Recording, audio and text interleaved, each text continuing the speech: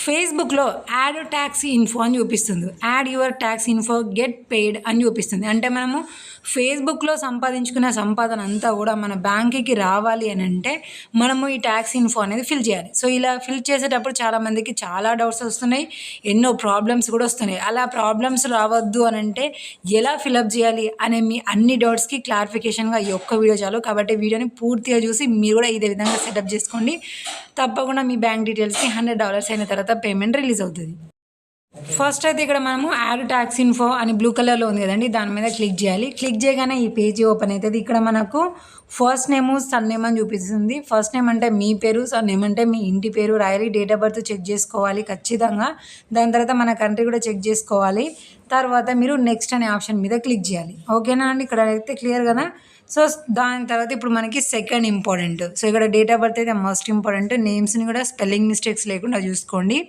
ఇప్పుడు ఇక్కడ మనకి ఇండివిజువల్ అనేది అయితే మనము సెలెక్ట్ చేయాలి. కంట్రీ ఆటోమేటిక్గా వచ్చింది కాబట్టి నో ప్రాబ్లమ్. కింద బిజినెస్ టైప్ అనేది ఖచ్చితంగా ఇండివిజువల్ సోలో ప్రొపరేటర్ అనేది మాత్రమే పెట్టాలి. ఇంతకు మించి మీరు ఏది పెట్టినా కూడా ప్రాబ్లం అవుతుంది. సో దాని తర్వాత ఇక్కడ నెక్స్ట్ అనగానే ఇక్కడ మనం ఇంతకు ముందుకు రాసిన మన నేమ్ ఉంది, మన డేట్ ఆఫ్ బర్త్ ఉంది. దీని కింద మన అడ్రస్, ఫోన్ నెంబరు, ఈమెయిల్, అలాగే మన పాన్ కార్డ్ నెంబర్ని కూడా మనము ప్రొవైడ్ చేయాలండి. పాన్ కార్డ్ నెంబర్ ఎక్కడ ఇవ్వాలి?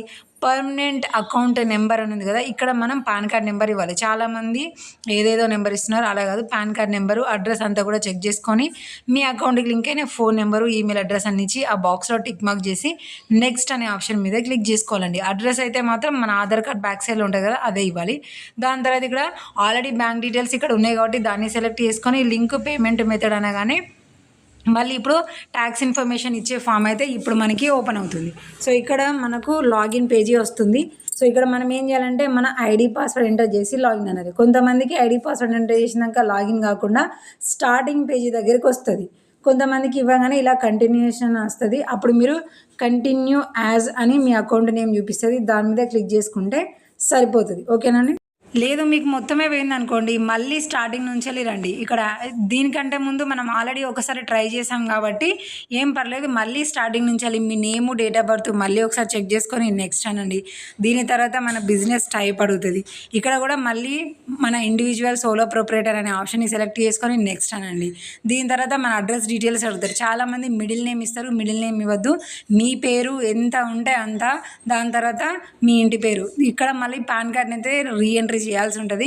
మన పాన్ కార్డ్ని అన్నీ కూడా క్యాపిటల్ లెటర్స్లో మెన్షన్ చేసి బాక్స్లో టిక్ మార్క్ చేసి నెక్స్ట్ అనేది. దానిపైన మళ్ళీ అడ్రస్, మన email, phone numbers, pin code అవన్నీ కూడా మన ఆధార్ కార్డులో ఉన్నట్టుగా ఇక్కడ అడిగిన డీటెయిల్స్ అన్నీ కూడా మనము ప్రొవైడ్ చేయాల్సి ఉంటుంది. ఇక్కడ నెక్స్ట్ అనండి.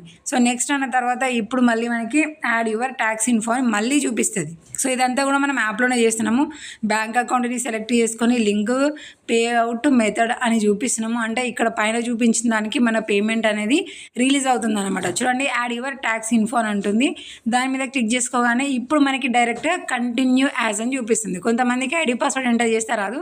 అలాంటప్పుడు మనం పోయిందనుకోండి, మళ్ళీ స్టార్టింగ్ నుంచి వస్తే ఈ విధంగా కంటిన్యూషన్ వస్తుంది. ఇప్పుడు మనం ట్యాక్స్ ఇన్ఫర్మేషన్ ఫస్ట్ ఆప్షన్లో మనము నో అని పెట్టి సెకండ్ కూడా నో అని పెట్టేసేయాలి. దాని తర్వాత నెక్స్ట్ ఆప్షన్లో ఇక్కడ మనది అకౌంట్ నేమ్, మన కంట్రీ ఇవ్వమని చెప్తుంది. సో మన కంట్రీని మనము సెలెక్ట్ చేసుకోవాలి. ఇక్కడ మనం కంట్రీ కనుక రాంగ్గా సెలెక్ట్ చేసుకున్నాం అనుకోండి, ఇంతకుముందుకి ఇచ్చిన డీటెయిల్స్కి, మన పాన్ కార్డ్ డీటెయిల్స్కి ఇది మ్యాచ్ అవ్వకపోతే మనకి మౌంటేషన్ కూడా పోయే అవకాశం ఉంటుంది. బ్యాంక్ పేమెంట్ కూడా మనకి రాదు, డాలర్స్ అయినా కూడా.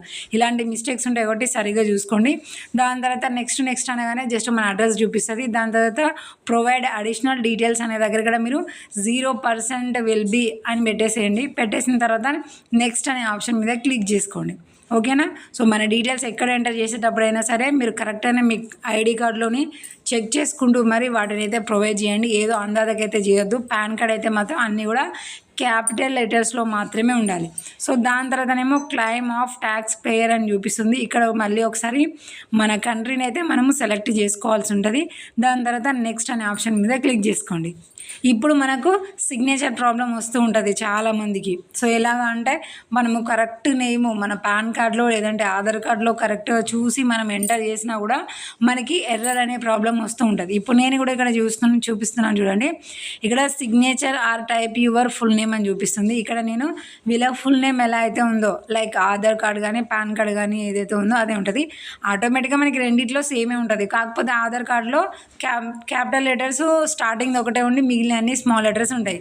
పాన్ కార్డ్లో అయితే స్టార్టింగ్ నుంచి వెళ్ళి ఎండింగ్ వరకు ఫుల్ లెటర్స్ అన్నీ కూడా క్యాపిటల్ లెటర్స్ ఉంటాయి. అంతే తప్పితే స్పెల్లింగ్ మిస్టేక్ ఏది కూడా ఉండనే ఉండదు. సో ఇప్పుడు నేను కరెక్ట్ అయిన నేమ్ అయితే ఎంటర్ చేశాను. ఎంటర్ చేసిన తర్వాత సబ్మిట్ అంటే అది కొంచెం సేపు లోడింగ్ అయింది. లోడింగ్ అయిన తర్వాత మళ్ళీ అదే సిగ్నేచర్ పేపర్ నాకు ఓపెన్ అయిపోయి ఇక్కడ నాకు రెడ్ కలర్లో సిగ్నేచర్ అనేది కరెక్ట్గా లేదు, మ్యాచ్ కాలేదని ఇక్కడ మనకైతే చెప్తుంది. సో ఇక్కడ మ్యాచ్ కాకపోవడానికి రీజన్ మళ్ళీ ఒకసారి మీరు స్పెల్లింగ్స్ చూసుకోండి. మళ్ళీ పేరు తర్వాత స్పేస్ ఇవ్వడం కూడా చాలా ఇంపార్టెంట్. ఇవన్నీ కూడా మీరు క్లియర్గా చూసుకున్నారనుకోండి, మీరు మీ నేమ్ ఎంటర్ చేసి నెక్స్ట్ అన్నప్పుడు అది ఆటోమేటిక్గా సక్సెస్ అవుతుంది. ఓకేనా అండి? అంతకుమించి ఇంకా వేరే ప్రాబ్లమ్స్ అయితే ఏముండవు. చూడండి ఇక్కడ మనం నెక్స్ట్ అనగానే మనకైతే రివ్యూ అండ్ సబ్మిట్ అనే పేజీ ఓపెన్ అయిపోయింది. మొత్తం స్క్రోల్ చేసి సబ్మిట్ ఫామ్ అనాలి. మళ్ళీ వేరే పేజీ అయితే మనకి ఓపెన్ అయిపోతుంది. సో ఇక్కడ ప్రతి దగ్గర మనకి లోడింగ్ అవుతుంది, మనం టెన్షన్ పడద్దు. ఇక్కడ నుంచి వెళ్ళి మనం మళ్ళీ బ్యాక్ వచ్చినామంటే మళ్ళీ స్టార్టింగ్ నుంచి రావాల్సి ఉంటుంది. అలాగే ఇక్కడ యునైటెడ్ స్టేట్స్ కూడా మనం ఇందాక ఇచ్చినాం కదా, దాన్ని కూడా డన్ అని క్లిక్ చేసినాం అనుకోండి, అంతే మళ్ళీ మనకు స్టార్టింగ్ పేజీ దగ్గరకు వచ్చేసి ఆటోమేటిక్గా రివ్యూ అయిపోయి ఇక్కడ యువర్ ఎర్నింగ్స్ ఆన్ హోల్డ్ అని చూపిస్తుంది. దాన్ని మొత్తం కూడా మినిమైజ్ చేసేసి మళ్ళీ మనం అకౌంట్ స్టార్టింగ్ నుంచి వెళ్ళి లాగిన్ అయ్యి ప్రొఫెషనల్ డాష్బోర్డ్ దగ్గరికి వెళ్ళి ఇక్కడ పే అవుట్స్ మీద క్లిక్ చేసుకున్నాం అనుకోండి, ఇక్కడ మనకి సేమ్ ఇందాకట్లాగానే యువర్ ఎర్నింగ్స్ ఆర్ హోల్డ్ అని చూపిస్తుంది. అంటే ఇప్పుడే మనం అప్డేట్ చేసినాం కాబట్టి ఆఫ్టర్ 48 hours తర్వాత ఆ హోల్డ్ అనే ఆప్షన్ పోతుంది.